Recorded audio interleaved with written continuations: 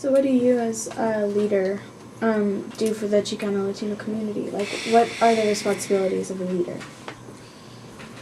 I think the thing that you have to learn as a leader is how to deal with conflict.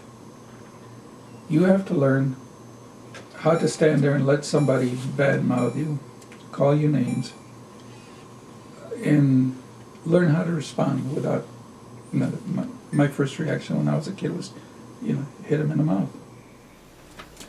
Well, that's not conflict resolution. That simply continues a conflict or exacerbates it. But I think that's one of the hardest things to do, is to stand there and know that somebody's wrong, or to have somebody call you names and not get angry. Well, you do get angry, but not respond, not react. And the other thing is to say to yourself, learn how to say to yourself, now why are they doing that? Why do you suppose they responded that way?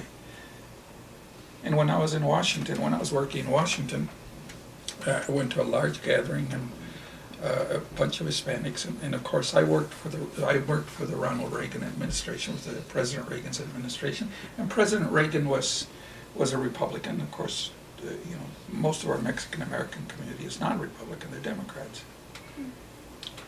So I went to this. I was a keynote speaker at this large conference, and so a fellow out in the audience got up and started calling me names and said, "You're a traitor. You work for Ronald Reagan. You work for a Republican," and on and on and on. And he said, "You're an SOB." And my immediate response, of course, to myself, was not very nice. But as a leader, I had to demonstrate that I had the presence to face that kind of criticism. So I simply said to the fellow, I said, you may be right, but tell me what you want me to do. Tell me how you want me to change. Don't just call names. Don't just label me. And I may make that suggestion to you as you go through your life. Don't just label people.